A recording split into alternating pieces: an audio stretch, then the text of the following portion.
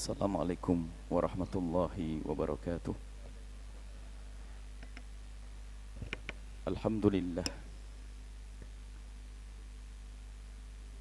Nahmaduhu subhanahu wa ta'ala hamdan yuwafi ni'amahu wa yukafi'u mazidah. Ya Rabbana lakal hamdu kama yanbaghi li jalali wajhika wa 'azimi sultanik. Subhanaka la nuhsi thana'an 'alaika anta kama athnayta 'ala nafsik. Walakal hamdu walakal syukru 'ala dhalik. Allahumma salli wa sallim ala habibina sayyidina Muhammad wa ala alihi wa ashabihi wa tabi'ina lahum bi ihsanin ila yaumiddin. Allahumma ya Rabbana inna nas'aluka mahabbatah habibika sayyidina Muhammad wa habib ilaina ya Rabbana ma ahabbahu habibuka sayyiduna Muhammad.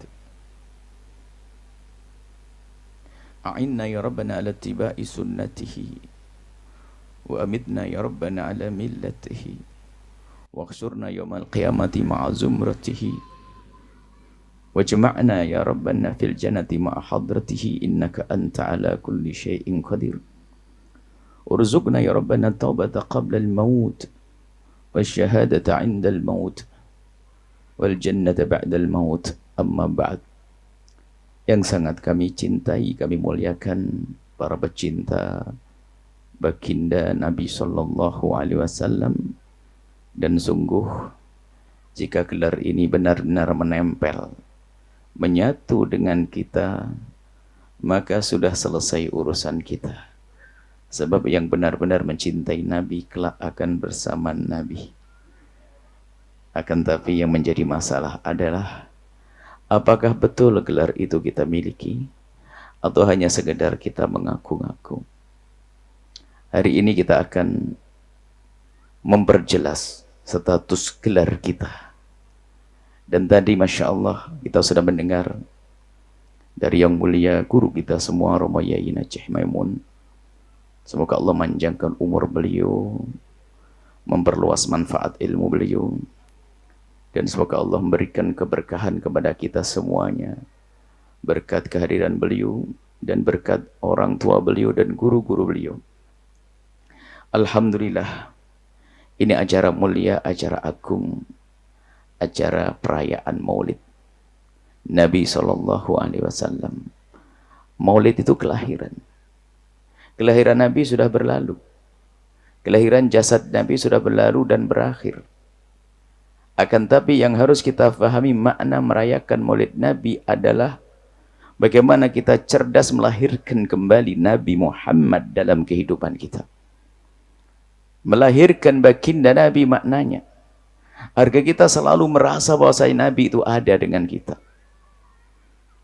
Dan sebetulnya ada Nabi pada kita, karena rahmat Nabi itu lil alamin. Nah, rahmat Nabi itu tersebar ke semesta semuanya. Bukan sekedar kepada bangsa manusia. Kepada ayam yang mau disembelih pun Nabi mengatakan arih dhabihatak. Kasih sayang Nabi tampak agar kita mempertajam pisau kalau menyembelih ayam biar cepat. Dan kasih sayang Nabi pada seekor kucing pun tampak. Udzibatil mar'atu fi hirratin, seorang wanita yang dolim kepada seekor kucing di neraka diseksa. Seekor kucing. Kalau kita cerdas, kalau kacamata kita mata tajam, kita melihat kucing, melihat bahwa Nabi pernah punya kasih sayang kepada seekor kucing. Ini binatang-binatang. Kalau orang matanya tajam, cerdas Nabi, maka melihat apapun bisa kelihatan Nabi, apalagi melihat yang namanya manusia umat Nabi Muhammad sallallahu alaihi wasallam. Sekarang lihat manusia nggak bisa menyadari kalau ada Nabi Muhammadnya. Makna ada Nabi Muhammadnya itu adalah bukan Nabi tinggal di dalam manusia tersebut. Akan tapi kita menyadari siapapun yang bersama kita itu sesungguhnya orang-orang yang pernah didoakan Nabi. Setiap malam Nabi menangis. Dan Nabi itu keluar dari Mekah menuju Taif, kemudian sampai dilempari batu, kemudian di medan laga bersimbah darah dan seterusnya. Itu semuanya tujuannya agar asyhadu alla ilaha illallah itu nyampe ke penjuru dunia. Dan Nabi menghantarkan asyhadu alla ilaha illallah dengan susah payah.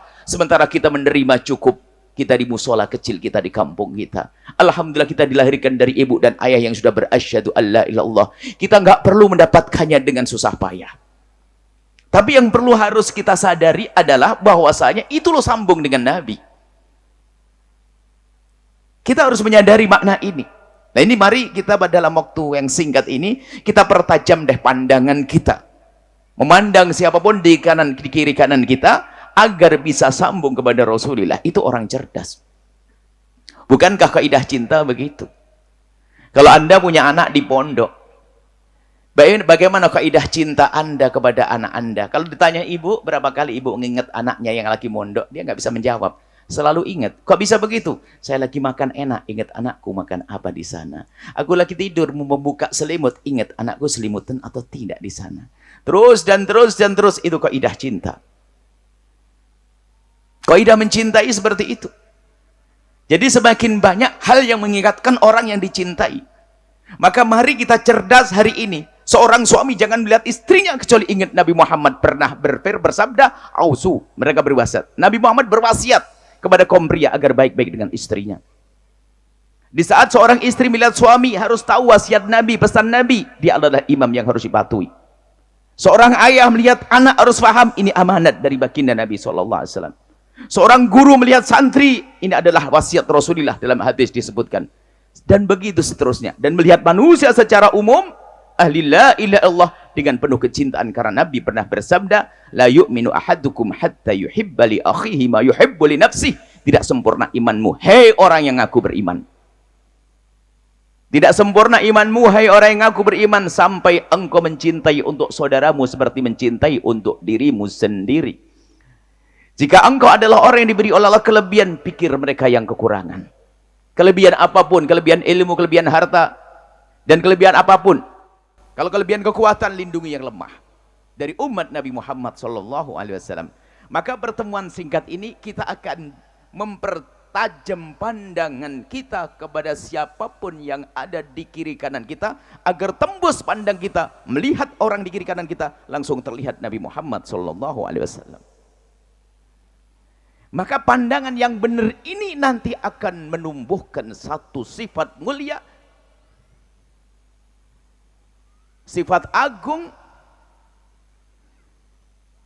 yang luar biasa, yang ada, yang nempel pada baginda Nabi SAW. Innama bu'ithtu liutammima makarimal akhlaq. Aku dibangkit, aku diutus oleh Allah untuk menyempurnakan akhlak. Akhlak itu bagaimana?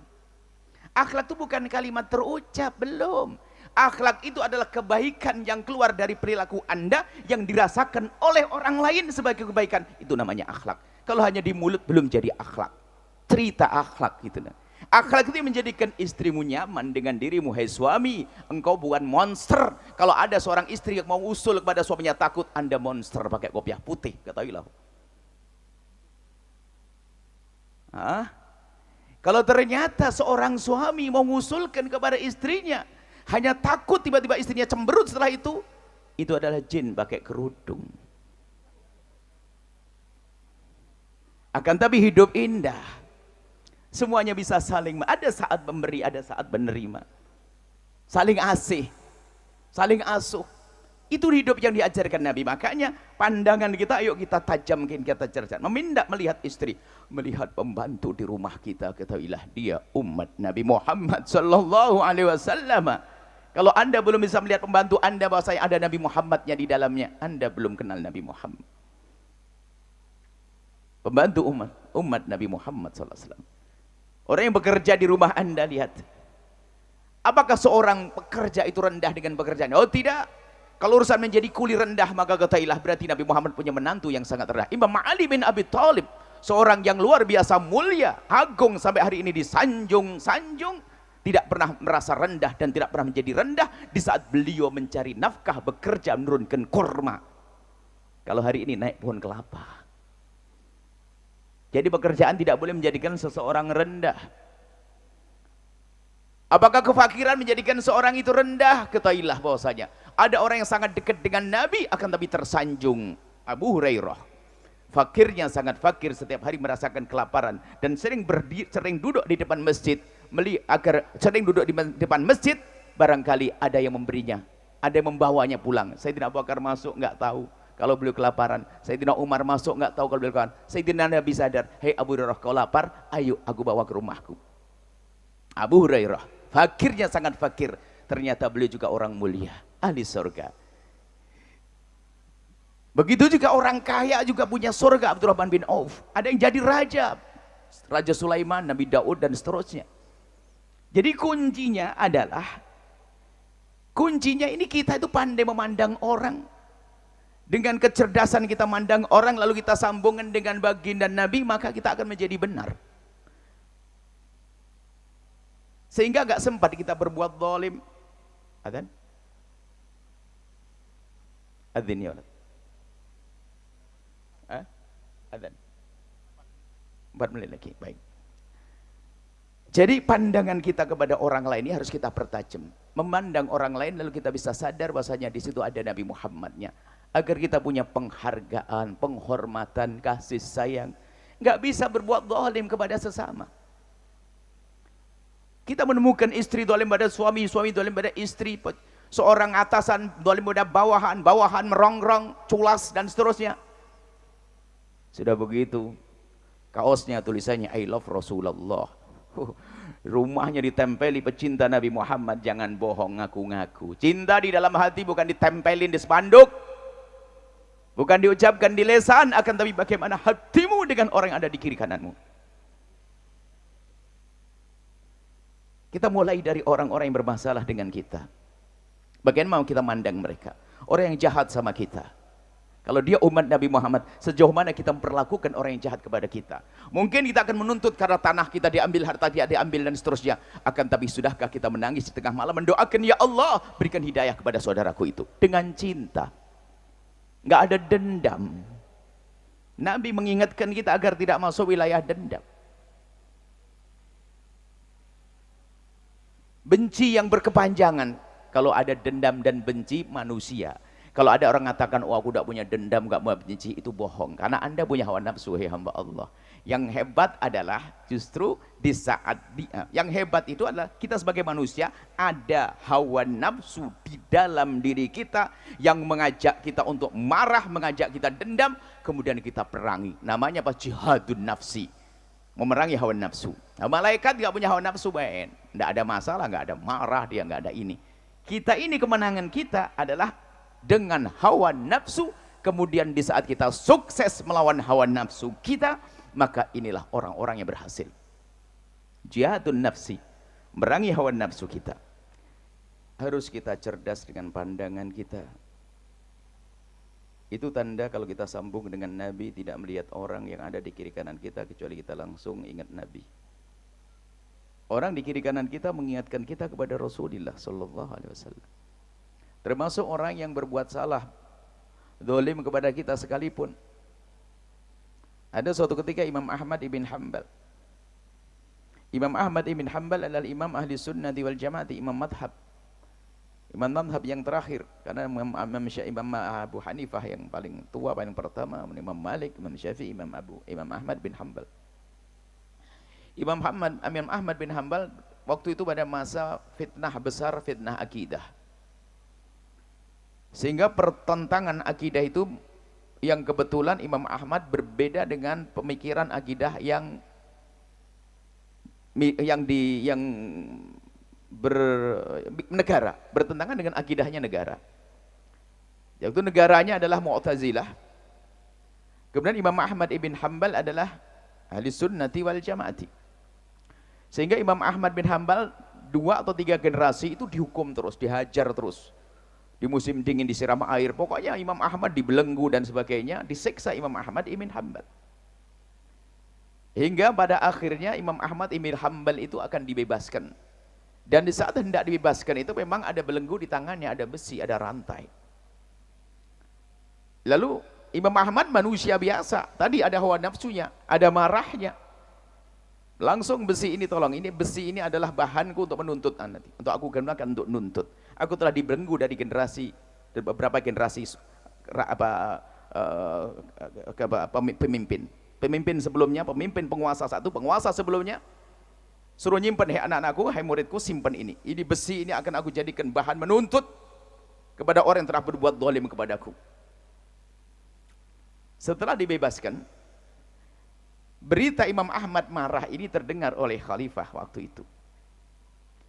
Lalu khalifah bertemu dengan Imam Ahmad bin Hanbal. Kemudian minta maaf, wahai Imam Ahmad bin Hanbal, apa betul kau marah dan akan menuntut aku nanti di akhirat? Imam Ahmad melihat khalifah saat itu, kemudian melihat, kemudian menundukkan, kemudian melihat lagi, menundukkan, kemudian berkata, demi Allah saat ini sudah aku maafkan, karena aku sekarang melihat dirimu ke atas, engkau adalah sambung dengan Sayyidina Abbas, pamannya Rasulullah Sallallahu Alaihi Wasallam. Karena itu daulah Abbasiyah. Biarpun berbeda seperti itu, tapi ingat di dalamnya ada darahnya Sayyidina Abbas, karena itu daulah Abbasiyah, keturunan Sayyidina Abbas. Karena dalam dirimu ada Sayyidina Abbas dan Abbas paman Rasulullah, maka aku maafkan. Padahal sudah didolimi semacam itu. Makanya kalau kita sudah ada hubungannya dengan Nabi, tolong seleh. Turun, emosi turun, dendam turun, amarah turun. Karena ada Nabi Muhammadnya Sallallahu Alaihi Wasallam. Khawatir kita benci kepada Nabi Muhammad, maka jangan kita benci yang ada hubungannya dengan Nabi Muhammad. Misalnya bahasa Nabi, bahasa Arab, bahasa paling bagus. Segala sesuatu yang ada hubungannya dengan Nabi adalah paling bagus ya, segala sesuatu. Keturunan Nabi, sahabat Nabi, umat Nabi, cara berjalan Nabi, cara makan Nabi. Jangan sampai kebanggaan kita bergeser. Kebanggaan kita adalah di saat sesuatu tersebut ada hubungannya dengan Rasulullah Sallallahu Alaihi Wasallam. Cara berjalan Nabi paling bagusnya cara berjalan.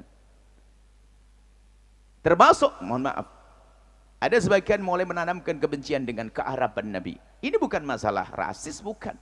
Karena Nabi Arab, maka kita mencintai Arab. Kalau memang di sana ada Abu Jahal, ada Abu Lahab, kita tidak bicara tentang Abu Lahabnya. Akan tapi dalam diri Nabi ada Arabnya, maka kita membahas tentang Nabi Muhammad yang ada hubungan dengan kearapannya. Bukan berarti orang Jawa rendah, oh tidak. Karena inna akramakum indallahi atqakum, yang paling takwa di antara kalian. Akan tapi jangan sampai kita tidak senang dengan Arab, padahal Nabi Muhammad Arab. Kalau kita membenci kemungkaran, kejahatan Abu Jahal, adalah karena kekafiran Abu Jahal, Abu Lahabnya, bukan karena kearapannya. Dan Nabi Muhammad diutus untuk semesta. Nabi Muhammad diutus oleh Allah untuk orang Arab, untuk orang Ajam, untuk orang Jawa, untuk orang Sunda, orang Madura, orang Batak, semuanya. Selagi paling mulia, paling bertakwa, dialah yang paling mulia. Akan tapi yang kita khawatirkan adalah kita benci sesuatu yang ada hubungannya dengan Nabi, tanpa kita sadari sebetulnya kita telah membenci Nabi SAW. Itu yang dikhawatirkan. Sampai ada gambaran istinja dengan batu, atau yang sepadan dengan batu. Istinja itu membersihkan diri dari bekas buang air kecil atau air besar yang tidak dengan air, yaitu dengan batu yang sepadannya atau dengan tisu. Dan itu diajarkan, yang punya ilmu tentu akan ngerti dalam ini, apalagi yang pernah menghadiri majelis Al-Bahjah. Jangan sampai kita tidak ngerti, sangat mudah. Ini kemudahan dengan dulu ada orang menganggap membebaskan, membersihkan diri dari bekas air kecil, buang air kecil, air besar ini kok dengan batu menjijikkan. Karena batu di sini bukan batu, maknanya ada sesuatu yang kering, sesuatu yang suci, sesuatu yang bisa mengangkat, sesuatu yang tidak terhormat. Tisu pun bisa berlaku. Karena zaman itu belum ada tisu, maka adanya bongkahan tanah yang bisa ngeresep, kalau kena air langsung kesedot begitu. Dulu orang mengejek, merendahkan apa yang dilakukan Nabi.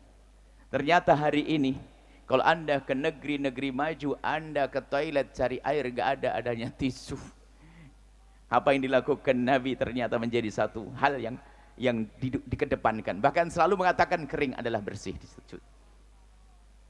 Nah ini, maka dalam urusan istinja saja apa kata ulama? Jika istinja dengan batu adalah hukumnya mubah, mubah itu boleh Anda lakukan, boleh tidak. Hari ini biarpun ada air melimpah, Anda boleh menggunakan, habis buang air kecil, Anda mengambil tisu 3, 1, 2 atau 3, selesai, atau batu, selesai, nggak usah pakai air pun sah, wudunya dengan air, boleh. Ini boleh, maksudnya mubah, boleh Anda lakukan, boleh Anda tinggalkan. Akan tapi akan menjadi wajib istinja dengan batu di saat Anda merasa jijik dengan hal tersebut. Kenapa? Karena Nabi pernah melakukan. Jangan sampai Anda merasa jijik dengan apa yang dilakukan Nabi Shallallahu Alaihi Wasallam. Begitu juga dengan semua yang pernah dilakukan Nabi. Kalau Anda merasa jijik, hati-hati. menjadi wajib Anda melakukannya. Selain dari hal kekhususan Nabi SAW, cara jalan Nabi, cara duduk Nabi dan sebagainya, biar jalan dan makan adalah biasa. Makan dengan tangan kanan kebiasaan Nabi, Anda makan dengan tangan kiri tidak dosa. Tapi kalau ada orang mengingkari makan dengan tangan kanan, lalu nggak mau karena Nabi pakai tangan kanan, wah ini bahaya jadi dosa. Maka makan dengan tangan kanan kita, ngikuti Nabi SAW. Ini kecerdasan kita. Maka yuk kita pulang ke rumah masing-masing, cerdas mandang suami, cerdas mandang istri. Bagaimana? Mungkin istri manusia, istri kita marah-marah dan sebagainya. Mungkin kita akan kepancing dengan amarahnya, tutup dengan salawat Allahumma shalli ala Muhammad. Biar ingat Rasulullah nggak jadi marah. Ada satu tradisi di satu kampung, kalau ngelerai orang marah itu pakai sholawat. Kebayang lagi mau berantem begitu, sallu ala Nabi Muhammad. Karena mereka jago sholawat, mau ngoceh lagi, stop lagi. Allahumma sholli Muhammad, sholawatan lagi. Makanya ibu-ibu nanti kalau suaminya marah langsung sallu ala Nabi Muhammad. Nanti nggak jadi marah. Sallu ala Nabi Muhammad. Kalau suami Anda nggak mau sholawatan, keterlaluan itu. Jadi mau marah lagi, sallu ala Nabi Muhammad. Cuman kelihatannya yang banyak ngomong sallu ala Nabi Muhammad suami. Kemana Pak? Kata yang paling suka marah istri. Enggak juga Pak. Enggak istri baik-baik, senyum-senyum begitu di sana itu. Jadi pokoknya kalau lagi mau marah, sebanyak sholawat. Biar hati kita sejuk. Sallu ala Nabi. Atau Anda mengajak sholawat diri Anda waktu marah. Pembantu Anda melakukan kesalahan. Sallallahu alaihi wasallam Muhammad. Nah, ingat ada Nabi Muhammad. Nah, ini umat Nabi. Dan kita perlu memandang semacam ini. Termasuk tadi Imam Ahmad, orang yang berbuat jahat kepada kita pun seperti itu. Kita harus lembutkan hati kita dengan Rasulullah. Karena memang orang sering baca sholawat, dekat dengan Nabi adalah akan lembut hatinya. Bukan menjadi pendendam, pendengki, pemarah, pembenci, pencaci, pemaki, tidak. Maka kalau ada orang melengkap, nyaci, maki, marah, dendam, sudah begitu ngaku cinta Nabi. Cinta model apa yang Anda hadirkan?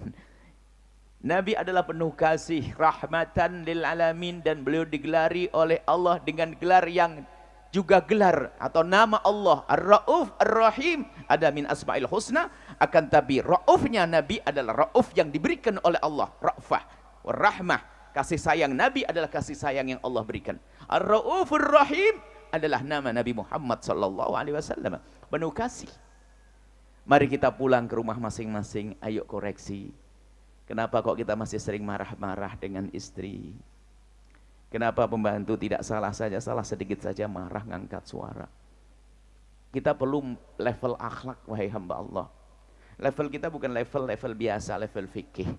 Tadi yang mulia Panjenengan Purnomo Yai Najih menyebut fikih. Harus fikih. Fikih harus hukum, nggak pakai hukum kacau. Hidup harus ada fikih, ada halal haram. Dan setelah itu kalau sudah sambung Nabi, level tinggi lagi namanya akhlak.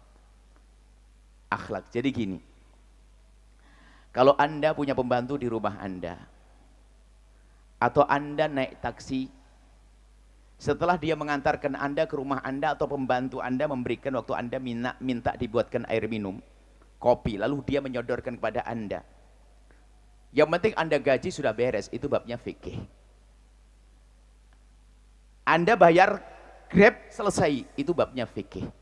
Cuman mana akhlak Nabi untuk mengatakan terima kasih Pak, terima kasih Mbok, ayo mana akhlak ini? Hidup Anda itu perlu akhlak. Kalau fikih selesai, yang penting saya bayar taksi selesai. Akan tapi dia manusia, dia umat Nabi Muhammad, yang dia mengantarkan Anda, memang urusan Anda urusan membayar. Tapi mana akhlak Anda dengan wajah ceria mengucapkan terima kasih Bang, makasih Bang, atau doain Mbok, makasih Mbok, makasih kopinya enak banget, Mbok yang sehat, pembantunya di rumah. Mana akhlak kepada tukang-tukang yang ada bekerja di rumah kita? Kenapa sih tegur sapa yang manis saja kok susah untuk bos-bos ini? Kenapa sakit gigi terus? Mukanya serem terus. Tebarkan senyum kepada orang yang bekerja di rumah Anda, yang bekerja di sawah Anda. Tebar senyum untuk mereka. Itu akhlak Rasulullah SAW. Itu namanya cerdas memandang mereka. Jadi setiap melihat orang di kiri kanan kita, kita jadikan mereka tuh teropong untuk lihat Nabi. Ini orang fakir, aku lihat Nabi dengan kefakirannya, aku lihat dengan hartaku. Aku ini orang ini bodoh, aku lihat Nabi dengan kebodohan orang ini, aku beri ilmu, dan seterusnya. Itu baru orang hebat. Melihat suami-suamiku, aku akan melihat Rasulullah melalui suamiku. Aku akan patuh kepada suamiku. Aku akan menjadikan imam suamiku. Aku lebih banyak dengar kepada suamiku dan seterusnya. Seorang suami menjadikan istrinya teropong untuk melihat Rasulullah. Istriku adalah amanat di pundakku. Aku harus muliakan dia. Gak boleh aku hinakan dia. Gak boleh aku bikin takut dia. Aku harus muliakan dia.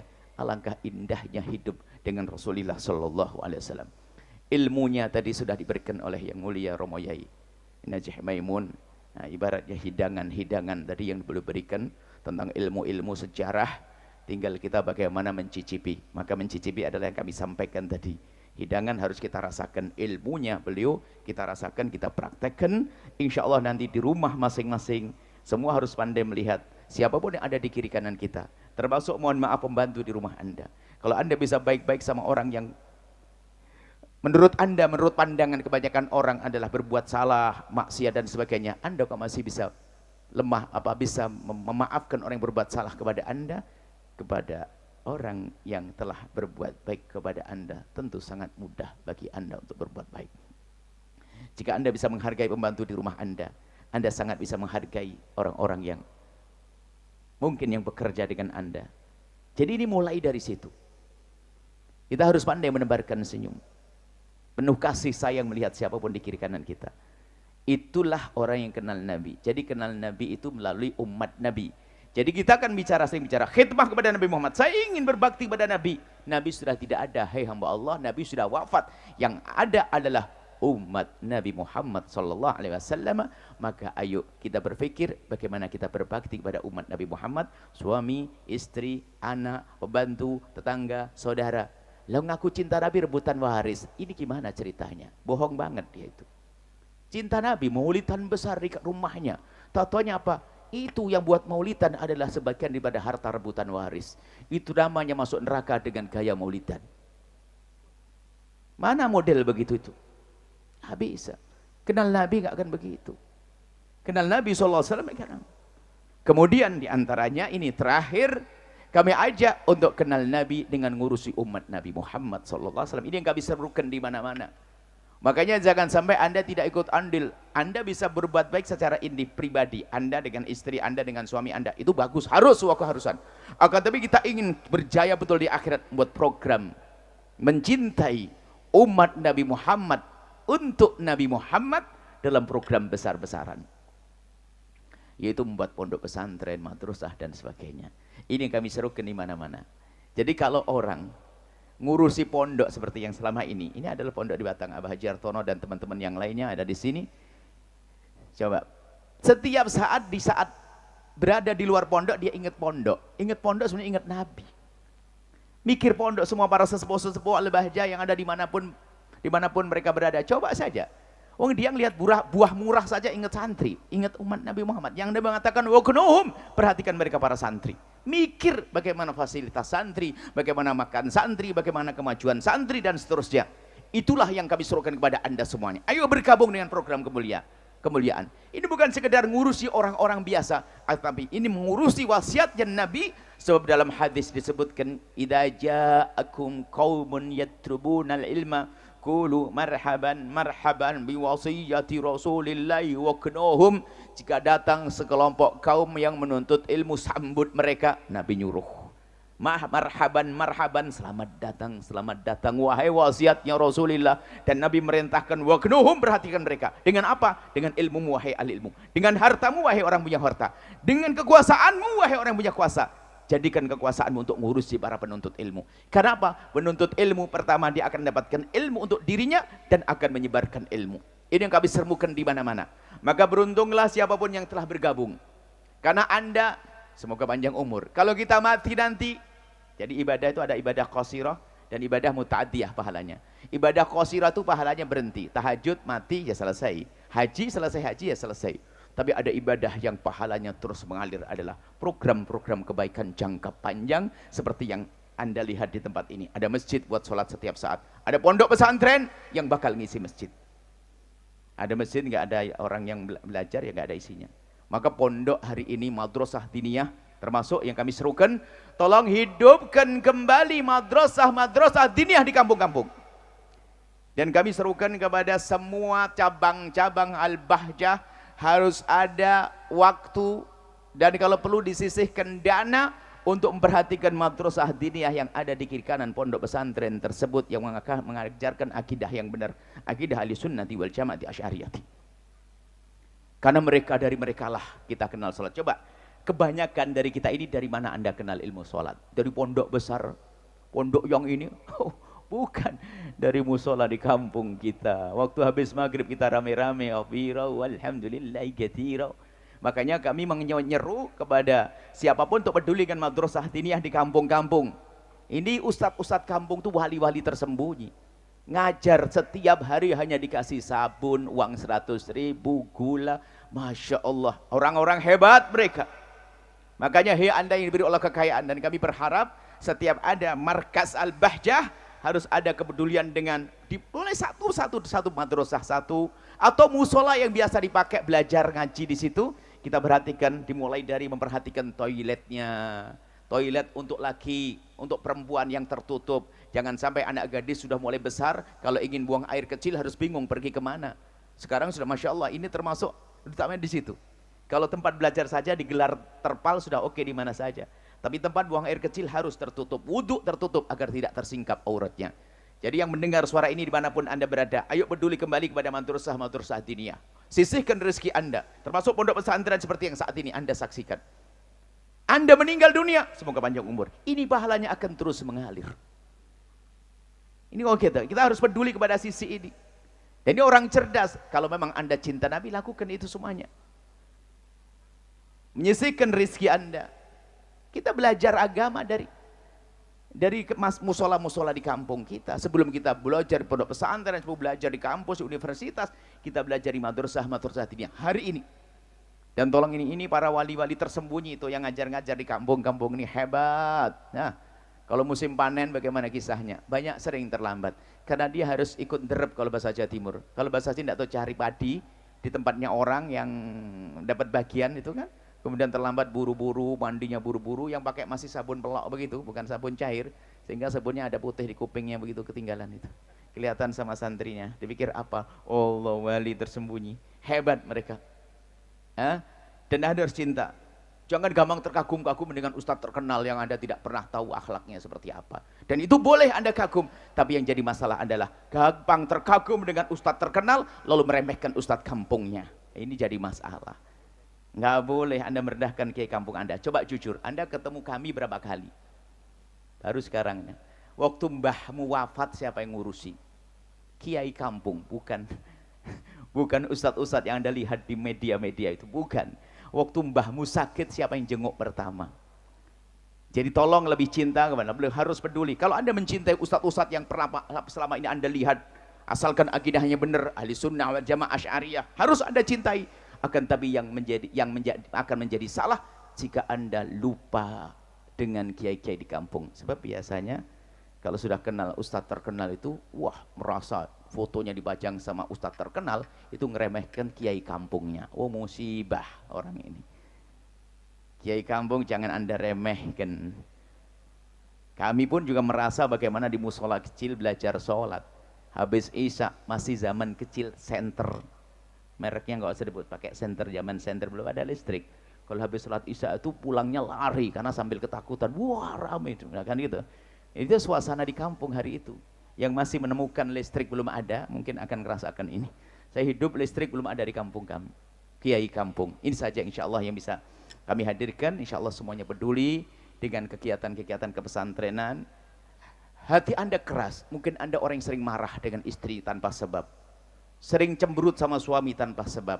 Insya Allah dengan Anda sambung dengan Nabi dengan cara ini akan berubah pada waktunya nanti.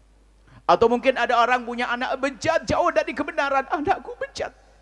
Allah fi aunil 'abdi maka al-'abdu fi auni akhihi.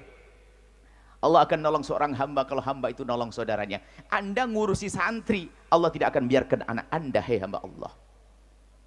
Biarpun katanya bejat jauh dari kebenaran, lihat tunggu, karena Anda sudah daftar. Ya Allah, aku pengen anakku selamat, aku ngurusi santri, wasiat yang kasih Nabi Muhammad, maka anak Anda akan dikembalikan. Kalau Anda percaya dengan hadis Nabi. Tapi harus yakin, Allah fi aunil 'abdi maka al-'abdu fi auni akhi. Allah akan nolong seorang hamba kalau hamba itu sibuk ngurusi orang lain. Ini saja insya Allah. Kemudian juga tadi Romo Yai Najih Maimun punya satu buku yang kami belum baca, semoga nanti nyampe, dan kami yakin adalah bukunya insya Allah kita perlu untuk menguatkan kembali akidah kita ahli sunnati wal jamaatil asy'ariyati. Beliau punya namanya Risalah Al-Kafiyah fi Mu'dami A'malil Firqah An-Najiyah. Jadi kalau sepertinya, dan kami yakin dengan beliau insya Allah itu tentang amal-amal firqah najiyah, itu kelompok kita ahli sunnati wal jamaatil asy'ariyati. Sebab banyak sekarang ahli sunnah tapi tidak tahu ahli sunnah palsu atau benar. Sebab ahli sunnah adalah sudah menyebar di pondok-pondok dari masa ke masa, seperti pesantren Sarang, pesantren Darul Dakwah, pesantren Langitan, pesantren Sidogiri, pesantren Lirboyo, pesantren Ploso. Itu adalah dengan akidah-akidah ahli sunnati wal jamaatil asy'ariyati. Dan beliau punya catatan, tapi bahasa Arab ya ini Jawi ini, aku tuh bahasa Indonesia, harus ada tim penterjemah namanya Ar-Risalah Al-Kafiyah fi Mu'dami A'mali Al-Firqatin Najiyah insyaallah. Ini amalan-amalan kelompok-kelompok. Jadi Anda ini tidak usah ragu, amalan Anda ada hujahnya semuanya. Hanya kadang karena kita orang awam nggak ngerti hujahnya, sehingga didebat sama orang yang sok berhujah jadi kebingungan, klepek-klepek. Pegangi kitab-kitab semacam itu, Anda akan percaya diri bahwasanya memang kita berada dalam akidah ahli sunnati wal jamaatil asy'ariyati atau maturidiyah. Ini saja insya Allah yang bisa kami hadirkan. Pesan terakhir, kelompok yang selamat, identitas 5. Kami ingin menyeru identitas ini harus dihafal. Seorang harus muslim. Ngaku muslim saja nggak cukup, aja muslim ngaco. Islam liberal Islam ini, Islam tidak cukup, ada Islam selain ahli sunnah. Maka di samping seorang muslim harus ahli sunnah wal jamaah.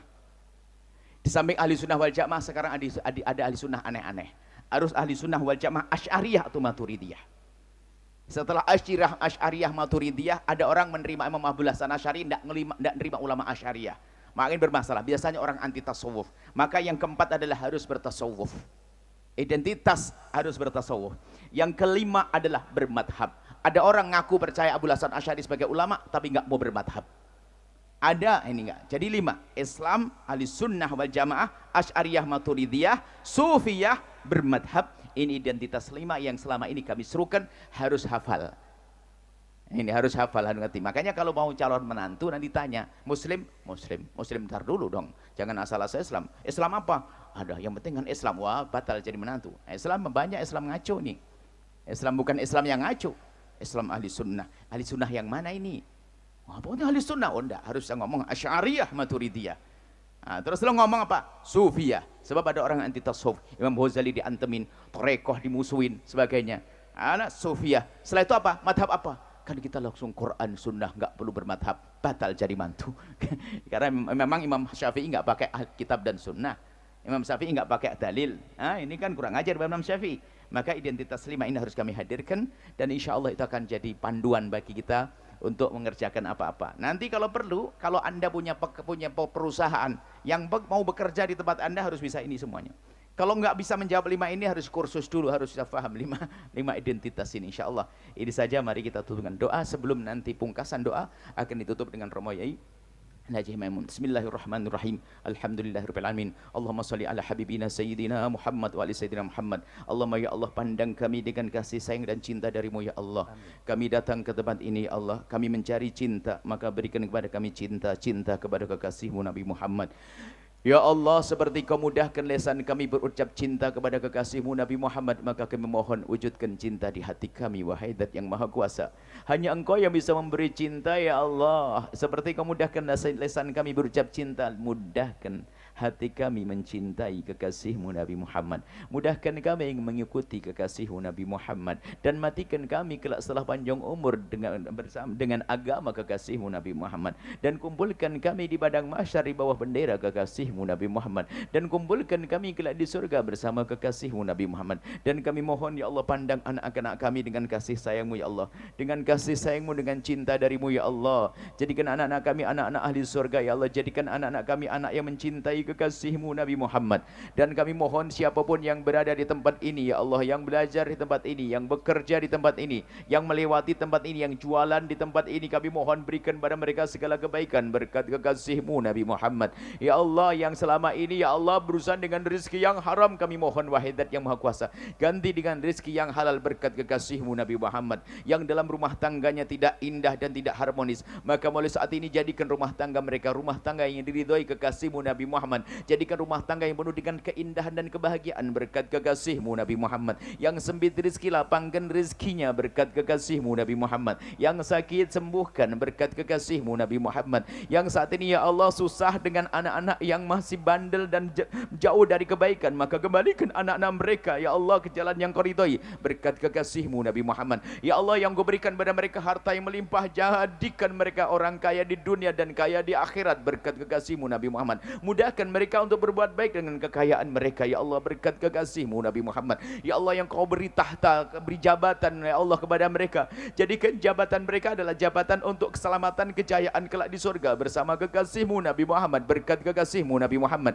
Dan kami mohon ya Allah, jauhkan kami dari benci, dengki, dendam kepada umat kekasih-Mu Nabi Muhammad berkat kekasih-Mu Nabi Muhammad. Maka kami mohon ya Allah, jika ada orang berbuat jahat kepada kami, menyakiti kami, zalim pada kami, aniaya kepada kami, memfitnah kami, menggunjing kami, ya Allah, kami mohon jangan hukum dia ya Allah, karena dia umat kekasih-Mu Nabi Muhammad. Dia umat kekasih-Mu Nabi Muhammad. Kami tidak ingin mendendam kepada siapapun dari mereka ya Allah. Ya Allah, dan kami mohon jika ada orang yang pernah tersakiti hatinya oleh lisan kami, perilaku kami ya Allah. Ya Allah, jika ada orang yang tersakiti oleh kami ya Allah, kami mohon ya Allah, angkat derajat mereka, ampuni mereka ya Allah. Ganti semua itu dengan pahala ya Allah berkat kekasih-Mu Nabi Muhammad ya Allah. Dan ampuni kami ya Allah, ampuni kami ya Allah. Ya Allah, panjangkan umur kami dalam ketaatan serta sehat walafiat. Dan kami mohon ya Allah, berikan kepada semuanya telah berjuang di tempat ini Allah kebaikan, kemuliaan, kejayaan di dunia dan di akhirat untuk diri dan keluarga mereka ya Allah. Ya Allah, dan kirimkan ke tempat ini hamba-Mu yang tulus dan ikhlas ahli surga-Mu yang bisa berjuang bersama kami, dan jadikan kami bersama mereka. Jangan tinggalkan kami ya Allah, jangan tinggalkan kami ya Allah, jangan tinggalkan kami ya Allah. Dan kami mohon ya Allah, makmurkan ya Allah pesantren-pesantren, madrasah-madrasah, kiai-kiai, habaib-habaib, ustaz-ustaz yang ada di kiri kanan tempat ini ya Allah. Makmurkan majlis-majlis mereka dengan orang-orang soleh, ahli-ahli surga ya Allah. Tetangga-tetangga pesantren ini jadikan tetangga-tetangga ahli surga ya Allah. Yang jarang solat jadikan ahli solat ya Allah. Yang sering melakukan kemaksiatan ampuni dan hentikan ya Allah. Yang sempit rezeki semuanya lapangkan rezeki mereka dengan rezeki yang halal penuh berkah ya Allah. Dan kami mohon ya Allah, jadikan kami juru damai di dunia ini Allah, untuk mendapatkan kedamaian kelak di surga. Panjangkan umur kami dalam ketaatan serta sehat walafiat. Berikan kepada kami semua husnul khatimah, mati dalam keadaan iman. Dan kami mohon ya Allah, jadikanlah ucapan kami di akhir hayat kami kelak, saat Engkau hendak mencabut nyawa kami ingin saat itu ya Allah, hati dan lidah kami mampu mengucapkan kalimat agung dan mulia, la ilaha illallah sayyidina Muhammadur Rasulullah, la ilaha illallah sayyidina Muhammadur Rasulullah, la ilaha illallah sayyidina Muhammadur Rasulullah sallallahu alaihi wasallam. Rabbana atina fid dunya hasanah wa fil akhirati hasanah wa qina adzabannar. Wa sallallahu ala sayyidina Muhammadin wa ala alihi wa sahbihi wasallam. Walhamdulillahi rabbil alamin.